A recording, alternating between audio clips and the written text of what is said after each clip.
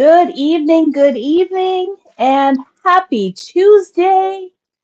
It's a snowy, slushy, mucky Tuesday out there, so it is the perfect night to be joining me here on Learning Live and watching me craft and being inspired by some really bright colors.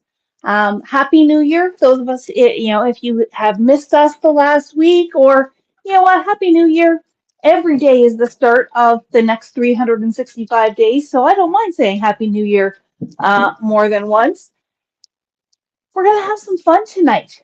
See people joining in. Hello, everyone. Good evening. Couple of people there, yeah. While we're waiting for people to join in, let me just, in case you missed the post, the glue press from My Sweet Petunia is back in stock. If you were on the special order list, on our wait list, then you have already gotten a notification from Darlene, but maybe if this was just something you were thinking about, we do have it back in stock. And if I remember to, I will be using it tonight as well. So you'll get to see it in action.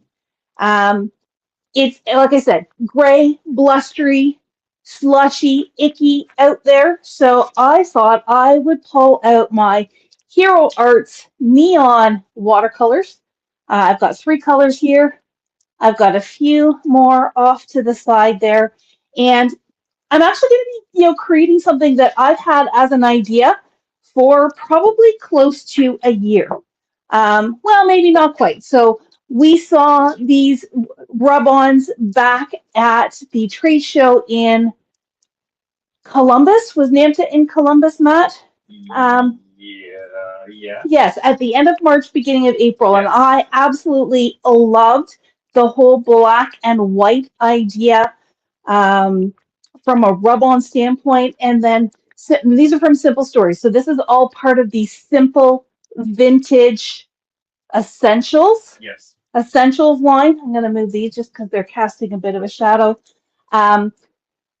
This is all part of that Simple Stories line. They've got these beautiful black and white rub-ons. So there's one set that is all about flowers, and of course I've torn apart all the packaging, so I can't remember what these ones were called, because the trash is somewhere. We don't have that many rub-ons. They should be. If you search rub-ons, you should be able to find them.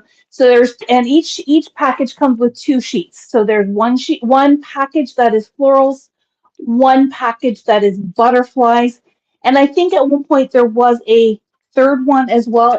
But I don't know. I could be wrong. That has been known to happen.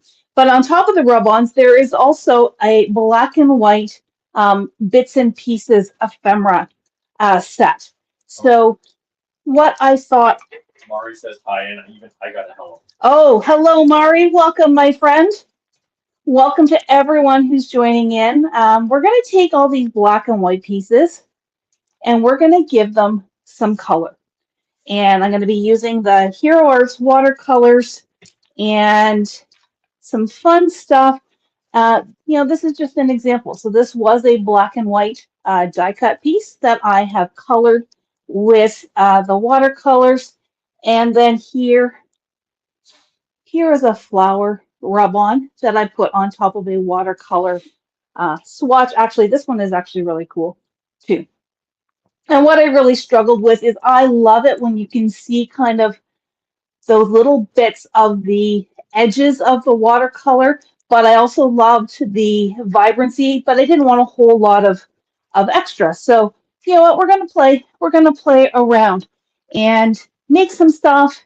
Maybe start off just by making some backgrounds, playing with the watercolors, and then I do have a layout that I created while I was playing around earlier tonight, and maybe we'll make a layout tonight as well, because some people may be scared of watercolors, whether you're doing liquid watercolor or whether you created your own watercolor with distress-free inkers or a distress pad.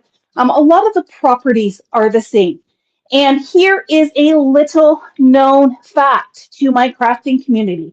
Way back, way back, before I was a crafter, I actually did watercolor paintings. And actually, not to toot my own horn, won an award for one of my paintings. So I do know a little bit about watercolor, and I think we're just going to have some fun tonight. So I have this cute little palette. I believe this is a Crafter's Companion palette, which I absolutely love, all the little petal spaces. I'm just going to take my different colors of watercolor, and they just have, you just use the dropper. Actually, hang on. I'm just making sure. Yeah, I think this is the right color. You're off to a good start, right? I'm off to a good start. No, I just was second guessing myself because with the hero, the orange and the red look really similar in the bottle. So I was just making sure I put the right one in the palette. We have someone watching from Arizona. We have someone watching from Arizona. I wish I was in Arizona. You're not having to deal with all the snow that we've got going on. Remember when we used to be able to go to Arizona late in January and Arizona for the trade shows was really awesome. Yes. Matt is reminiscing back to the day, pre-COVID days, where we went to Arizona for our trade shows, got to walk around in January with t-shirts, maybe a light jacket if it was cool. In the evening.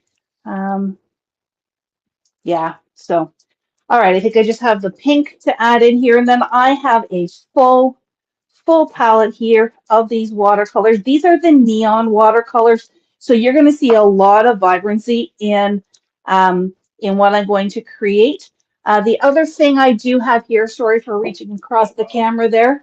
Now it's competition. Now we got somebody from St. Louis, Missouri. St. Louis, yeah. Arizona, and Saskatchewan, where Mari is. Sorry, that's Matt's inside voice. So Saskatchewan. I've got 2 little jars of water. One right now they're both clean. Yeah. One I'm going to try to keep clean, and I'll show you why in a second. The other one will be definitely used more for cleaning. I've got my little tray here with not only my large watercolor brushes, but Hero Arts has these little baby mini watercolor brushes that I'm going to use more for those ephemera, because with these ephemera, they're not made of watercolor paper, so you don't want to use a ton of water when you're doing that. All right, so Saskatchewan. What was that? I'm trying to read what Mari wrote. She wrote Saskatchewan. Okay. I don't know. Oh, and I think Mari's just probably as cold, if not colder, than we are. And now we got snowy Calgary visitors too. Okay, coast to coast. We are taking Vancouver. My goodness, we're getting all over the place today. Well, you know what, everyone, whether you are in Canada, in the US, thank you for joining me tonight. No pressure. Now I got to make sure I get this all right. I do have some little panels here of watercolor paper that I'm going to create some backgrounds with, and I'm going to show you a couple of different watercolor techniques that that we can use as our backgrounds, and then we'll let that dry. We'll color some die cuts, then we'll go back to the rub-ons. And actually, before we do the die cuts, I will also create part of the background for my layout. All right, so first technique, I've got 3 pieces out. Now I'm just going to put them all back in. The first technique I'm going to share with you is just doing a basic watercolor wash. So there are actually 2 different ways that you can do a watercolor background. This is my favorite. So I like applying the water first and then adding my paint to that color. The other thing I have handy is just some paper towel or kitchen towel, as Diane Reevely was saying in our class this morning. Maybe I'm going to move some stuff so I don't get dribbles where I don't want them. All right, so let's move this over here. I've got my wider brush here. I've just got it loaded up with clean water, and I'm simply going to paint across my watercolor paper with that water. And you want to be pretty generous with it because we want it to stay wet at least for a little while. All right. And so now I'm going to come over to my paint. You guys know me. I'm going in with green, and now I can just paint across. And I just love how that paint just kind of blooms in the color or in the water. And I can go back in and make it a little bit darker. Whoops, like this. And then come down and just keep playing in here where it's wet. And as I use up the paint, it is creating kind of this ombre look.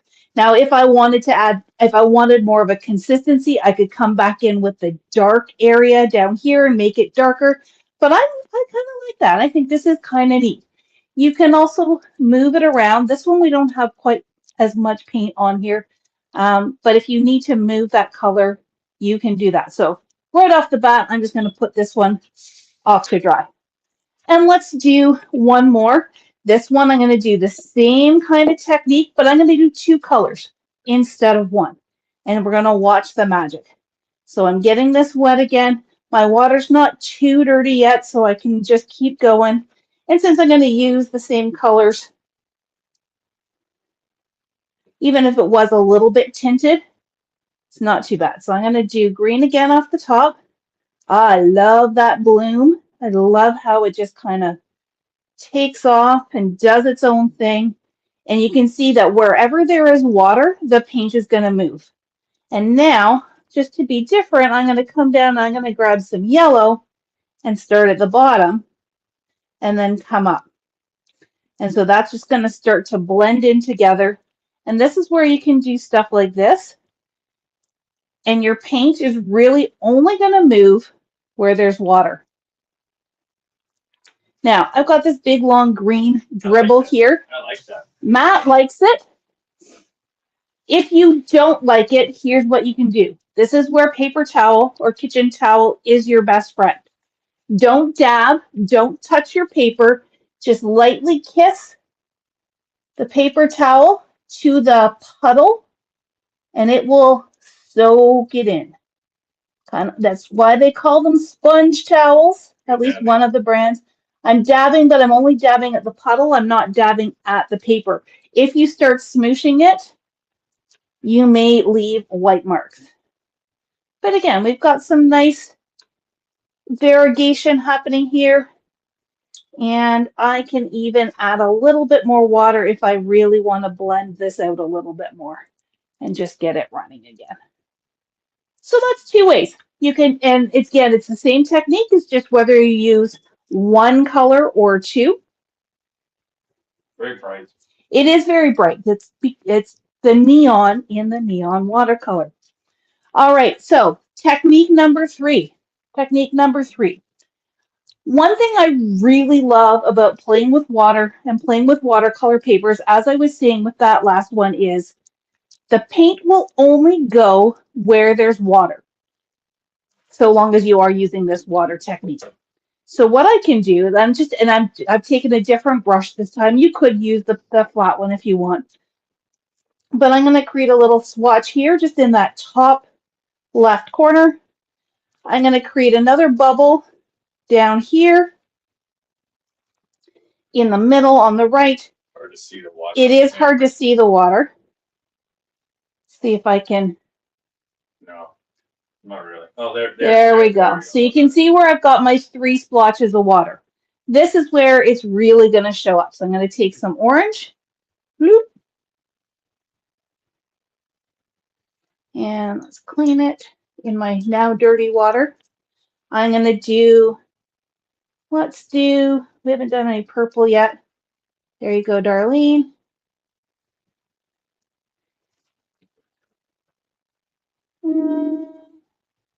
Again, see where it's kind of just moving where the water is? What does that picture look like to you? Matt's asking, what does the picture look like?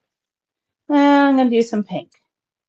So let's just bloom it here in the water. Nope, Darlene is on. She's purple hearting. She's purple hearting.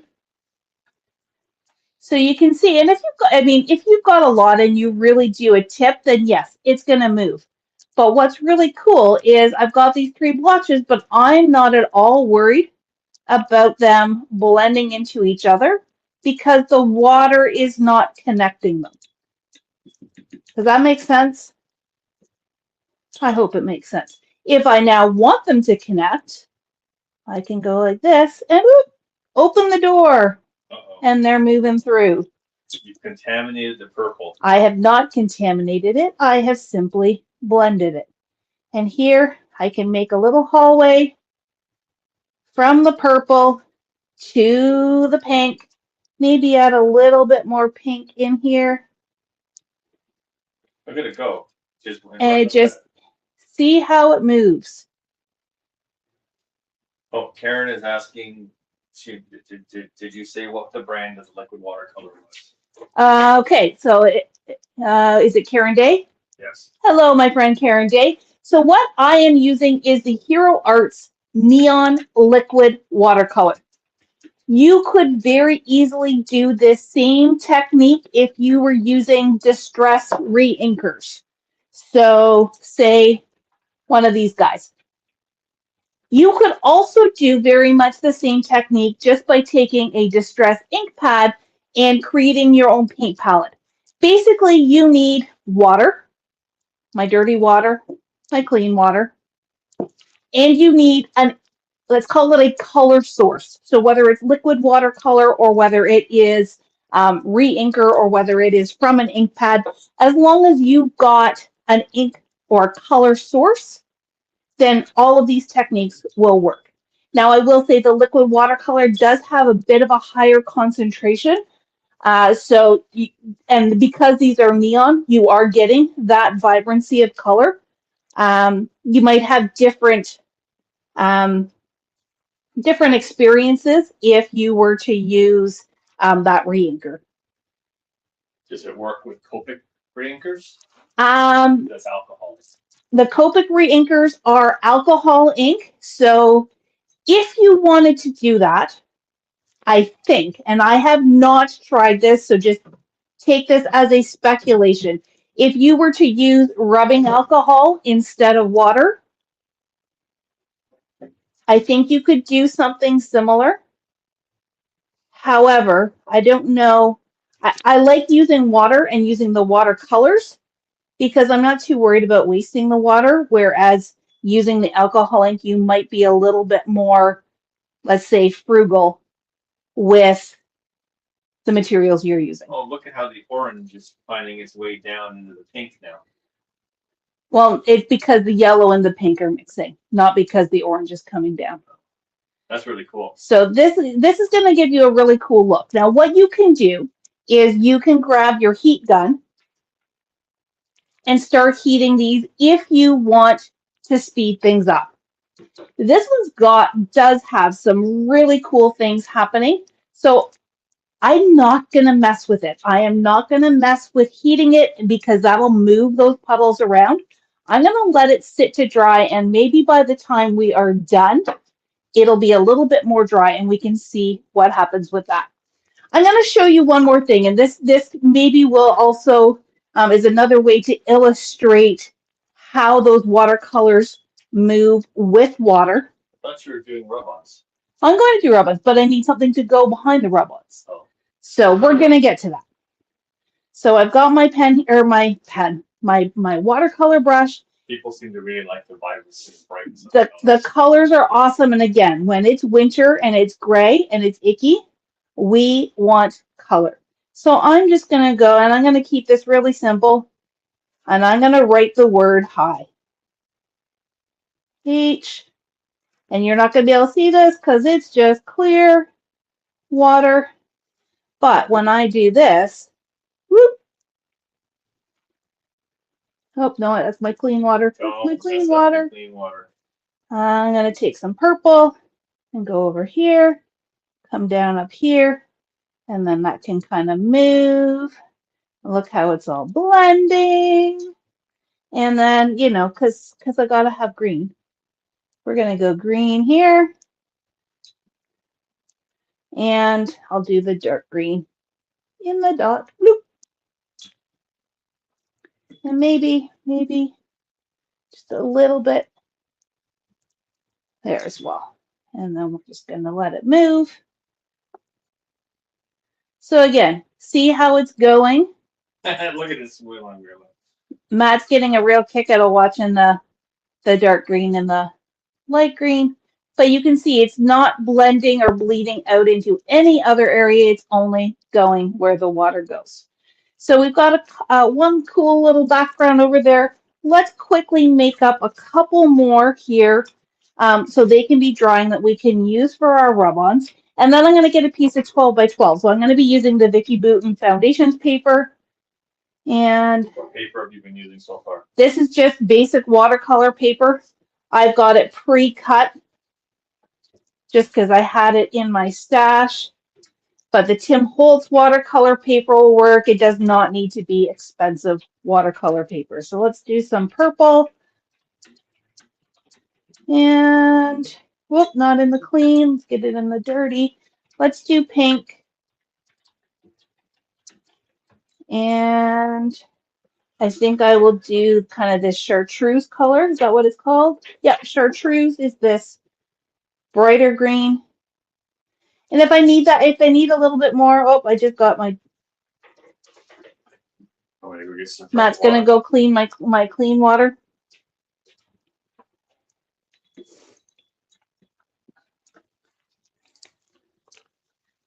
I'm gonna cheat while he's gonna be right behind. So those are just some swatches, and again, if you want it to move a little bit, just add whoop.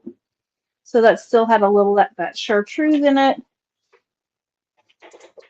There we go. There's one. Clean my brush, and maybe this time I'm gonna do whoop, some stripes. And let's go dark green. Let's go this orangey color. Oops, almost did it again. Now, very, very thankful that I don't have a cup of coffee here, because if I did, invariably, that would be where my paintbrush would go. Okay, so I'm just gonna set these to dry, and we'll do our background for our layout, which is going to be very similar to that, but I'm going to use all the colors. So where I'm going with the layout is one of the things I want to do is I want to use this hydrangea type flower here. So I know I definitely want green on the bottom, and I'm going to have purple here, and then I'm probably going to do some of the butterflies off the top. So if you know where you're going and you want to plan your colors, then it is kind of important to. So you have to watercolor first, then rub on? Yeah, so I'm going to do, yes, I'm doing the watercolor first, and then it needs to dry. And then we'll do the rub-ons over top. The rub-ons are a bit of a slick surface, so you really don't, I don't think you'll be able to watercolor on top of them. All right, so got my splotches, and I don't know if you can see them or not. They do have a tint of the yellow. I'm going to start with the green down here at the bottom. And purple was next. And I'm letting the water do the work. The water and the paint is really doing the work. I'm not doing a whole lot other than adding the color. So let's do some pink. It's so much fun. And my dirty water is getting really dirty. And let's go orange. And we will finish off with that gold and yellow at the top. Okay. And I don't want them to touch. I'm intentionally leaving them with space in between, and I'm going to move them somewhere flat, because if you put it somewhere where it's not flat, it's going to drip and wiggle. There we go. Matt had a nice box handy. Okay, so while we're letting all of that dry, let's switch gears a little tiny bit, and let's pull out some of these die cuts. So as much as I said I was using watercolor before, watercolor paper before, you don't have to. The key to using these liquid watercolor papers and non-watercolor paper is just not using a lot of water. The less water you use, the less warping you're going to experience. There's a couple of dragonflies as well. Well, you like dragonflies. I do like dragonflies. So this is where I'm going to pull out these little baby ones. Oh, baby, what? These are little baby brushes from Hero Arts. And Matt, in that basket that's beside you, I think there's a pack with the label on it. So it comes in this little pack like this. There are 20 brushes in the pack. So to some degree, you could treat them somewhat as if they are disposable, or at least try to keep one brush per color.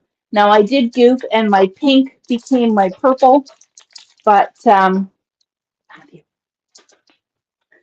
Matt's playing with my popper and it's a little distracting. So I'm actually not even going to use any water whatsoever. I am, well, let's do a yellow. Let's do something yellow. I'm going to take my little yellow brush. I'm going to actually add a little bit more yellow watercolor to my palette. Looks like you used too much yellow. I used a little yellow and I didn't think I had, and just maybe was a little generous. All right, let's pick, you know what, let's do this butterfly.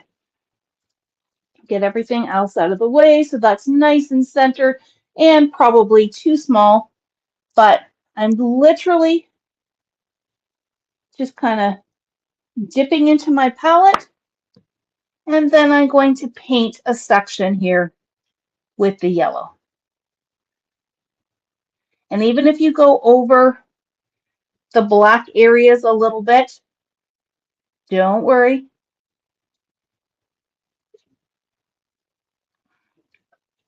It's still going to show. It's weird. The two wings were a little bit different. Now, if you want even more intensity of color, my recommendation is let it dry and then go back in and do a second coat. I would not do more than 2 coats because you may get some warping at that point. Let me do some orange here. And I really am just dipping it in the watercolor paper. And I want to say that these little brushes, they are more like a sponge than they are a brush. They are not bristled. Everything stays, let me see if I can, it's almost like a little sponge on the end. So they don't have individual bristles like a paintbrush does, but they really give you great control, especially in these detailed areas. If you want to quickly rinse them off when you're done, just to get rid of any excess paint, then you can. This chartreuse and the yellow actually look pretty similar, so maybe this isn't the best color choice, but you know, in for a penny, in for a pound here.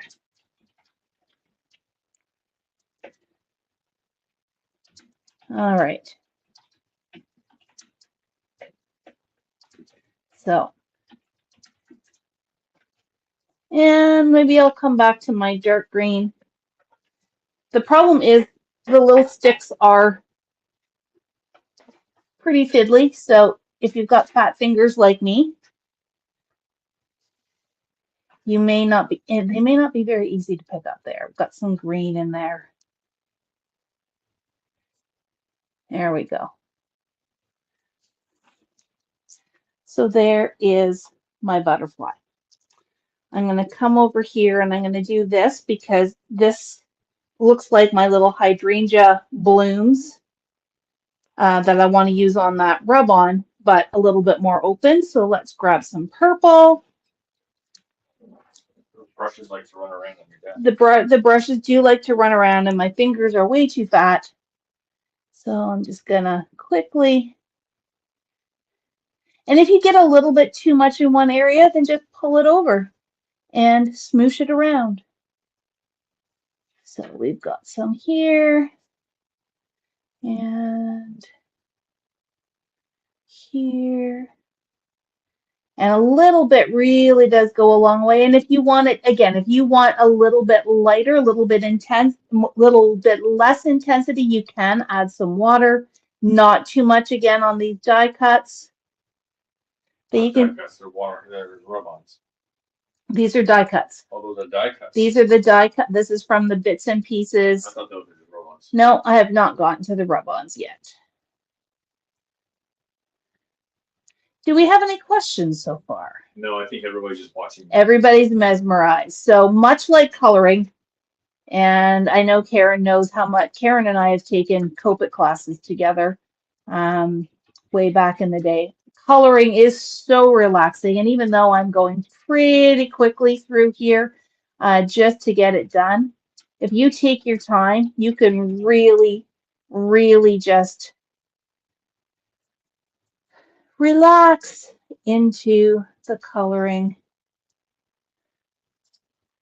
And I've got one more here, over here.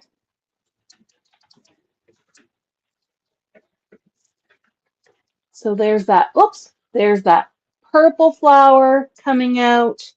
And let's go back to my green and do these leaves. And again, you can do a little bit of blending. So I'm going to do some darker green towards the bottom, where right underneath, in the shadow of the blooms. And then I can take my chartreuse and just kind of layer it so it looks like that leaf has some different shades. And you know, the pink may be a little bit bright for this, but if I do want to add just some areas, whoops, that one didn't get enough. Areas of lighter color. I don't think I left enough white space in here, but I can add some highlights with that pink as well. That pink and the purple works really well together. But now it's starting to get a teeny tiny bit soggy, so I'm going to stop. Ooh, ah. All right, and maybe instead of, I think I'm going to skip, well. You are at half hour. I'm at a half hour. All right, so I'm going to skip these last two big die cuts. I'm going to do the dragonflies, and let's do kind of like that chartreuse and green. I do wish there was a blue. There is not a blue in the neon watercolors. Wish there was like a blue or a teal.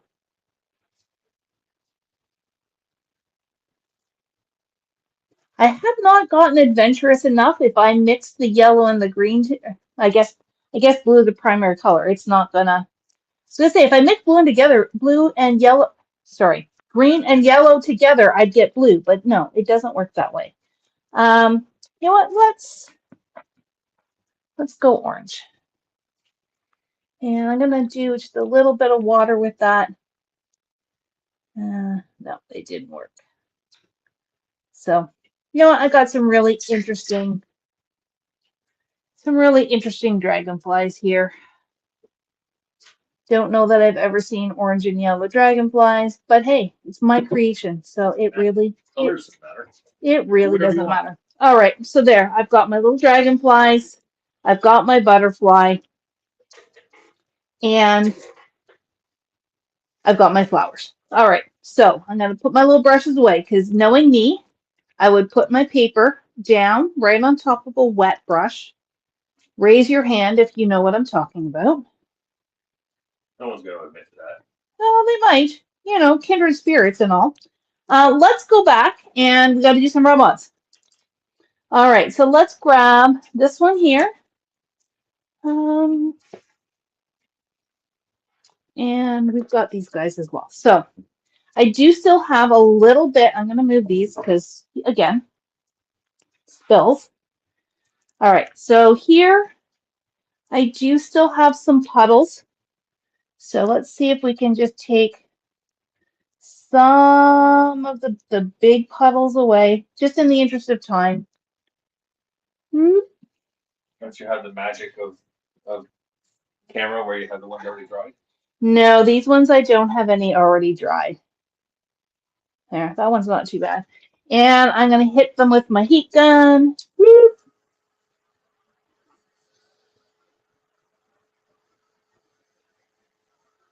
I actually think this heat gun is not super noisy, so hopefully you can hear me talking over top. This one's pretty dry. It's got that one little spot there. This one's pretty dry.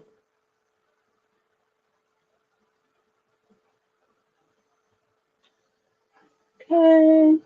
You know what? Let's only come back to this one if we've got this one too. So there's that one that I had left to dry. Yeah, we'll come back to that. All right, so we've got some good options here. Let's come back to this one last. There we go. So rub-ons. Here are some rub-on tips. When you get the rub-ons, they do have a piece of backing paper. What I like to do is just in one little place, staple it together so that as you're cutting pieces out, it gives you a little bit of stability that the things are not going to move. This I want to save for my layout. So how about we do this hello friend? And actually that is the one with the staple. So I'm going to come back over here. And no, I'm going to do a staple down here just to keep those all together. I'm going to grab my scissors. I'm going to cut this out because that way, if you cut it out, you do not run the risk of getting something on your paper that you don't want. And you know what? I'm going pretty big with this one. So I have included the hearts and I have included the two B's as well. Now I do have my staple here. It's not going to get in the way. I just need to pull my backing off and I'm going to do it on this one here. Now I think what I will do, so I'll kind of do it like this. So I'm being a little bit abstract. Actually, this little heart's not going to fit. In that I'm targeting the green for the leaves and the yellow for the flower, but it's not going to be a perfect match, and that's okay. I'm going to take my ergonomic bone folder. The rub-ons do come with a popsicle stick that you can use. I just feel like, again, fat fingers, I need something that I can grab. And then I'm just going to start at the top and applying firm pressure. Sometimes I actually like to hold on to the longer side and just give it a really good rub. Don't forget your little bits over here. Oops. And the nice thing about some of these is there is a bit of a rustic look to them. So if you happen to miss a spot, odds are nobody's going to know. And you can tell when it's starting to work because it's starting to get a little bit cloudy. And as you lift up, it should pull away easily. Now, I haven't got this bottom part yet, but don't worry. Rub-ons are very forgiving that if you keep them lined up and you get them rubbed down, no one's going to see the seam. All right, so let's get in that little spot over here. The catch really is just making sure you've applied pressure everywhere. Everywhere you can, and if you're not sure, go over it again. I like to use tweezers to kind of pull up, again, fat fingers, and I can see how it's fighting me. That means I haven't rubbed it down enough. So I got to come back in again. And it's a bit of a trial and error at times, but I'm just going to gently keep pulling. See there, that's better. And a little missed a spot here. Go back in and just a little spot up here. The edges for me, I find, are the areas that I miss because I don't go far enough out. And, oh, there's a little spot there. And I can see some of my letters didn't get down. All right. Oh, My B. I didn't get all of my B. Can I? Now I've moved him, so I don't know where he's going to fit back in. So you know what? Sometimes it's best to just cut your losses. But look how beautiful that is. That's cool. And you can either leave it as is, you can tear around it, you can fussy cut around it. This would make a really great little panel on a card. And just leave it like that. I mean, you know what I might do is maybe go in with a little bit of stickles if you wanted to give it some sparkle. Let's come to this guy. You haven't been drinking yet. I have not been drinking. No, I just can't manage my words tonight. All right, I'm going to come over to this piece here, and I'm going to just grab 3 butterflies, 3 separate butterflies. So there's one here. How long do you usually have to wait for that stuff to dry before you can do this? How long do I need to wait for that watercolor to dry? Yes. Not very long. So these are the ones that I made right at the beginning of this. So we're 40 minutes in. So let's call it half an hour. That's just letting them dry. If you are looking to be a little bit speedier, then you can use your heat gun just like I did to finish off the heating. Or you could take one night, do all your backgrounds, and then come back the next day and do your rub-ons. Donna's making fun of your smarkles. Donna's making fun of my smarkles. Well, you know what? I am okay with that. All right, so I'm going to take one little butterfly. Let's do a purple butterfly.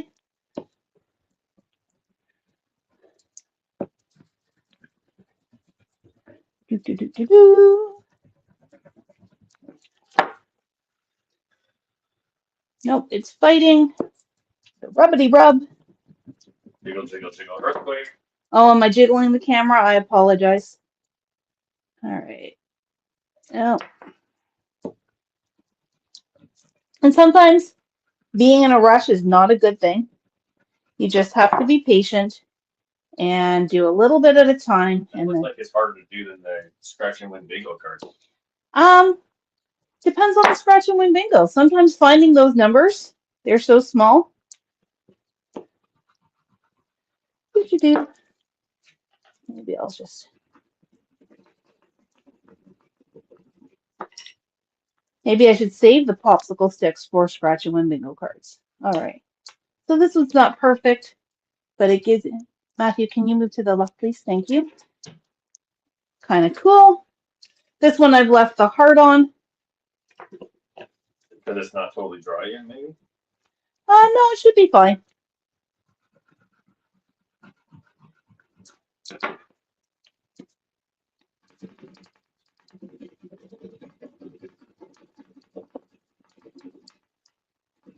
Whoop. There we go.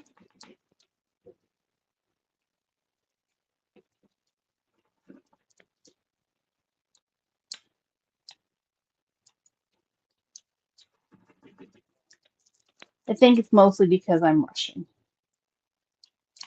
There we go.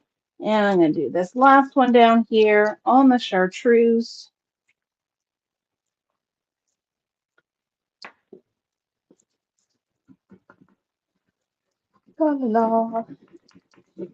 If you've had a bad day at work, rub-ons is a great de-stress because you can really just rub, rub, rub, rub, rub, get a lot of tension out. All right.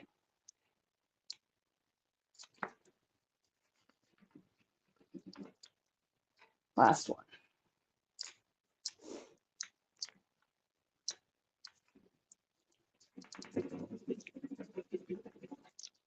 All right. There we go. So again, you could absolutely leave this as one panel. You could get out a die or a punch and punch those out, but lots and lots of fun putting those on top of the watercolor. All right, so let's move on to our layout. And this time, I did incorporate the magic of TV. Yeah, this one still looks wet. Because the other one is going to be very wet. But this one is nice and dry. And I'm going to take my hydrangea. down here at the bottom.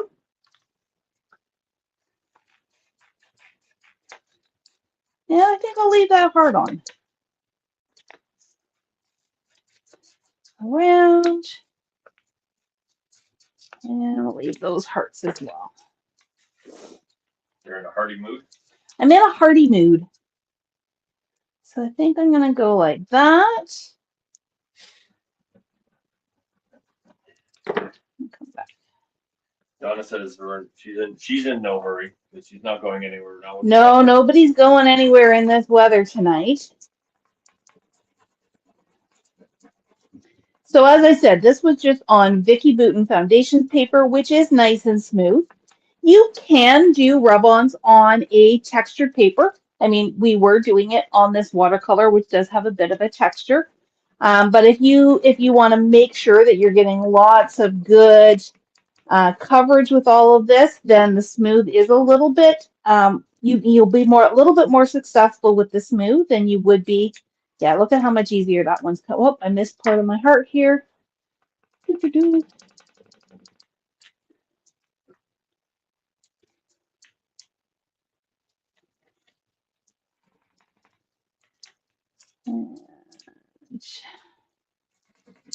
Whoops. And if you've had a really stressful day, you could break your popsicle stick too. Switch the ends. So you really just have to be careful and watch. Make sure, oops, don't poke yourself with your tweezers. Yep, it's been a day. All right. Look at that. Look at that. And then I can continue on with some butterflies. I did have a whole, here, this one. I've got this. I put the link for both of those things in this. All right, thank you. Matt says he has put the link to the rub-ons. If you could also put a link to the Hero Arts watercolor. All done. Wait. A long time ago. All right, long time ago. See, Matt knows what he needs to do. All right, so I'm going to take these butterflies and I'm going to put them up here. I've got a little bumblebee in there as well, and which is the broken end. And off we will get some. I knew one, but I don't know where they are. Nope, they come in the package, so We have a whole box of them somewhere. get that little bumblebee over here. Make sure you get all the way to your edges. And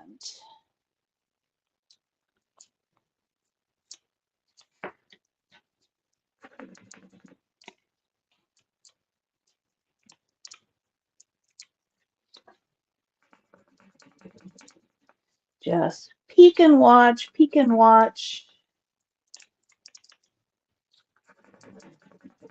I wouldn't have the patience. Matt says he wouldn't have the patience.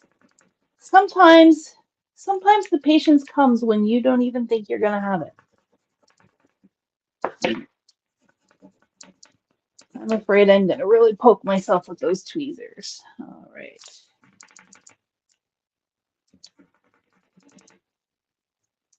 There we go, there we go, there we go. Woohoo! And I did see over here, oh, I've got one little dragonfly in here as well, because then that way it'll go with our die cuts. And you know what? I'm going to keep the word hello on. Do I have room for it? No. No. No room for hello if they stay stuck together. That way I can make him go like that. Get the tail. Get the wings. Diane H says that she uses a heat tool to help give them an extra seal Oh, that's a good idea, using a heat tool. on the little ones. It's you adapting on the fly.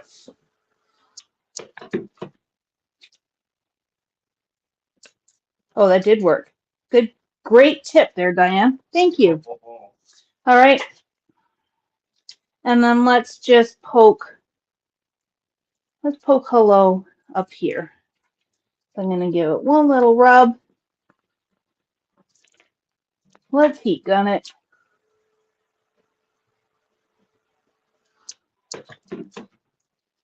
One more rub. There we go. Not perfect, but you know. And then I could just take, let's do, what have I got? I'm just going to take some purple cardstock. Let's cut myself. Let's do a 5 1/4 and 3 3 3/4.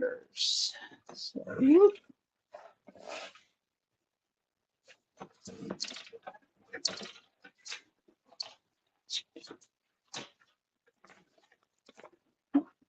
I'm like, where did my other one go? It's stuck. So I can do that.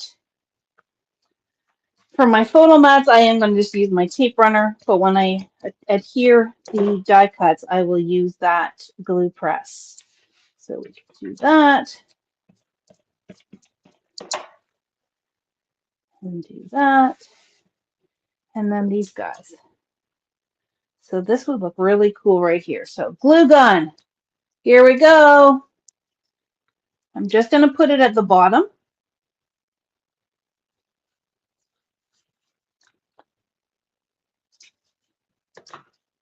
Not even going to say anything.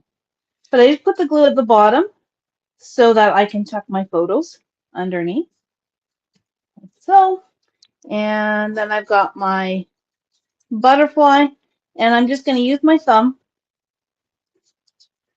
and pop up my wings just a little bit. And then that way I've got a little surface here that I can put my glue on. And my butterfly can go here. And then I've got my 2 dragonflies.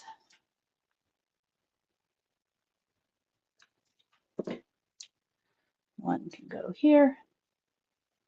And oops, now I'm getting it all over my thumb. Did we put the other one there? I think so. And there is a layout. Really quick layout using our watercolor, our rub-ons, our colored die cuts. And just think, these all started from black and white. Adding a little bit of the Hero Arts watercolor or any watercolor that you have. It gives these black and white embellishments so much more life and helps keep the dreary winter away. I'm just getting rid of all my little bits here. Really love that one. I've got this flower and these ones.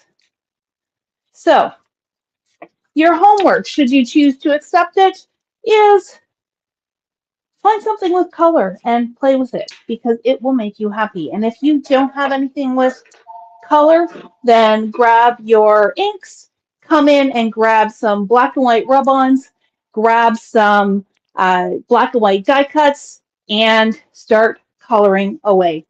Thank you so much for joining me tonight. We are getting close to that 1 hour mark, so I know no one's going anywhere tonight, and I hope you at least found a little bit of inspiration. And at the minimum, if these bright colors made you smile, then I have done my job. I think that's it. Any last questions before I close off? All right, folks. Tomorrow night is What's New at 7 o'clock. We will see you then. Have a good one. Good night.